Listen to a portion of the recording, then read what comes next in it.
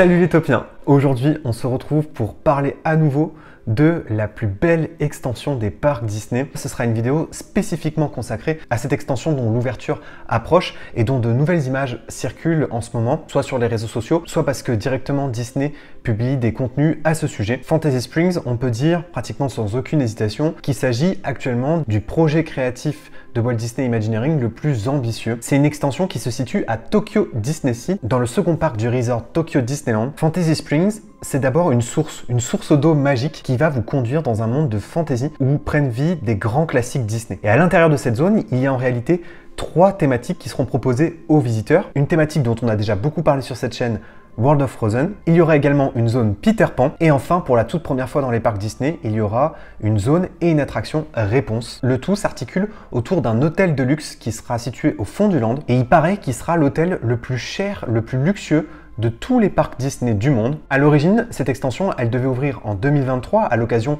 du 40e anniversaire de la destination et il semblerait que finalement on se dirige vers une ouverture prévue en 2024. Mais ça n'empêche pas Disney de continuer à communiquer sur cette construction et donc depuis plusieurs jours, on voit fleurir des images des travaux actuellement en cours. Cette zone est gigantesque et puis elle est aussi unique en son genre puisque en ce moment, hormis Frozen, Disney n'a pas tendance forcément à miser sur des licences comme Peter Pan ou Réponse, en tout cas dans ses parcs. Donc je vous propose qu'on regarde ensemble tout ce qui a été récemment annoncé sur cette extension, qu'est-ce qu'il y aura concrètement à l'intérieur, et puis quelle histoire elle va raconter au sein de Tokyo DisneySea. C'est parti! Comme je vous le disais tout à l'heure, on pénètre par Fantasy Springs par une sorte de source magique qui va provoquer chez nous une sorte de rêve, d'hallucination qui va nous conduire vers ces fameux univers. On passe donc par une sorte de grotte enchantée où la pierre rend hommage à différents personnages Disney et d'ailleurs un éclairage spécifique sera proposé la nuit. Et d'ailleurs, on avait vu quelques images de ce à quoi pourrait ressembler cette entrée de nuit. Je vous propose qu'on démarre par l'univers consacré à Réponse, dont on sait un peu plus de choses depuis notamment la D23 Expo. D'abord, voici un nouveau concept art de la zone qui jusque-là n'avait jamais été montré. Il est sorti il y a de ça quelques jours sur les réseaux sociaux. Ici, les visiteurs sont plongés dans le royaume de Corona, mais plutôt dans la zone où habite Réponse, c'est-à-dire un petit peu à l'écart, là où il y a sa tour, là où elle vit au début de son aventure. Et ça, c'est un prétexte pour l'entrée de l'attraction, puisque c'est plutôt dans ce décor-là que les visiteurs vont embarquer à bord d'un boat ride. Un boat ride qui va d'abord débuter une partie de son parcours en extérieur autour de la fameuse tour de Réponse. Et ensuite, ces fameux bateaux emmèneront les visiteurs pour assister à un lâcher de lanterne au-dessus du royaume de Corona, au-dessus du château. En fait, ce qui va se passer, c'est que les visiteurs ils vont pouvoir suivre quasiment en temps réel le voyage que Réponse a fait avec Flynn Rider lorsqu'elle a voulu aller au Festival des Lanternes. La scène finale de l'attraction, c'est ce moment où les visiteurs seront sans doute plongés dans une salle immense où ils pourront assister de nuit à l'envolée des lanternes au-dessus du royaume de Corona. Et évidemment, c'est la musique I See a Light qui va retentir à ce moment-là. La volonté de l'attraction ici, c'est de reproduire quasiment le film à l'identique, un peu comme c'est le cas d'ailleurs dans l'attraction consacrée à l'univers de La Belle et la Bête qui est dans l'autre parc à Tokyo Disneyland. Et on sait aussi que dans ce land, il y aura une taverne, la fameuse taverne dans laquelle Flynn et Réponse passent durant leur voyage vers le royaume de Corona. Donc là, il y a une volonté de vraiment rendre hommage au film le plus strictement possible et de suivre également toute la chronologie et la storyline du film tel qu'il est sorti en 2010. Voilà pour ce qu'il en est de l'univers de Réponse. On a aussi découvert l'affiche de l'attraction qui confirme bien qu'il s'agit d'un boat ride. On a découvert aussi les véhicules de l'attraction, à la fois sur cette affiche, mais ils étaient aussi exposés à la D23 Expo. C'est plutôt sur cette zone qu'on a le plus d'informations et qu'on sait ce qui va se passer durant toute l'attraction. Et je vous propose que maintenant, on observe ce qui se passe du côté de l'univers de Peter Pan.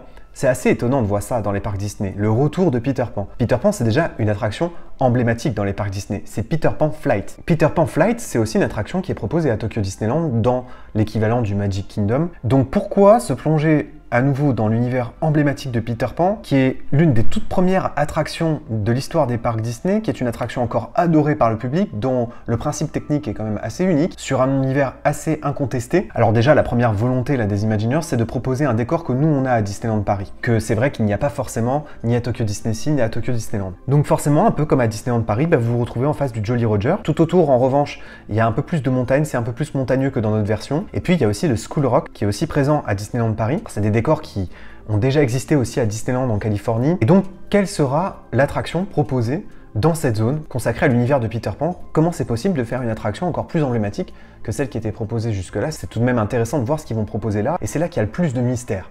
L'attraction, elle pourrait s'appeler Neverland Adventure. Les visiteurs, ils vont passer au-dessus de la jungle de Neverland. Ils seront plongés en plein cœur d'une bataille entre le capitaine Crochet et son équipage de méchants pirates. Et à ce moment-là de l'histoire, les visiteurs sont appelés par Peter Pan, tels des enfants perdus, pour aider ce dernier à sauver Wendy, qui a été kidnappée avec son petit frère par le capitaine Crochet et les pirates. Au début, les visiteurs, ils sont à bord d'un bateau qui semble suivre le cours de l'eau. Et puis, sur le parcours, on croise la fée Clochette qui va saupoudrer les bateaux de poussière. Et donc, les bateaux vont quitter l'eau grâce à la poussière de la fée Clochette. Et finalement, les bateaux se mettront à voler dans le décor. Et tout au long du parcours, on sera accompagné des musiques emblématiques du film. Apparemment, ils ont retravaillé l'aspect graphique du film puisqu'il y aura des séquences aussi en 3D qui seront proposées pendant ce ride. Et évidemment, à la fin, on aura sauvé Wendy et son petit frère, et on aura vaincu le capitaine Crochet. Et puis, on a vraiment tendance à l'oublier, mais dans cette zone consacrée à l'univers de Peter Pan, il y aura aussi une attraction consacrée à l'univers de la fée Clochette. On sait vraiment pas grand-chose sur cette attraction, hormis le fait qu'on sera réduit à la taille d'une fée, à bord d'un véhicule qui, là aussi, a été montré pour la première fois à la D23 Expo. Il semblerait qu'on soit là sur un dark ride assez classique, mais on n'a vraiment pas d'autres informations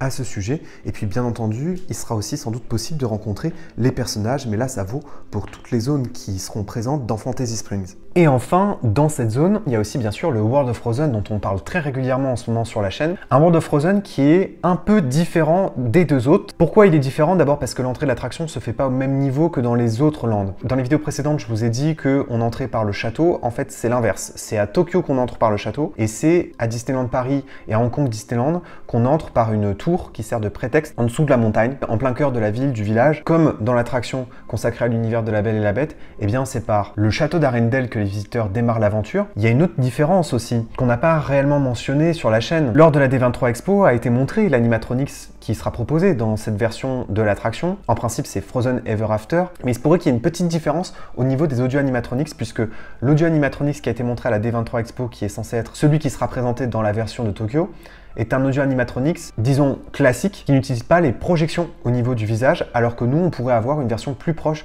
de celle proposée actuellement à Epcot avec des audio animatronics qui utilisent des sortes de projections animées au niveau du visage. Ça fait partie des petites différences. Voilà pour ce qu'il en était des nouvelles images de Fantasy Springs, la plus ambitieuse extension des parcs Disney, la plus fantaisiste, dont j'ai très hâte de reparler sur la chaîne.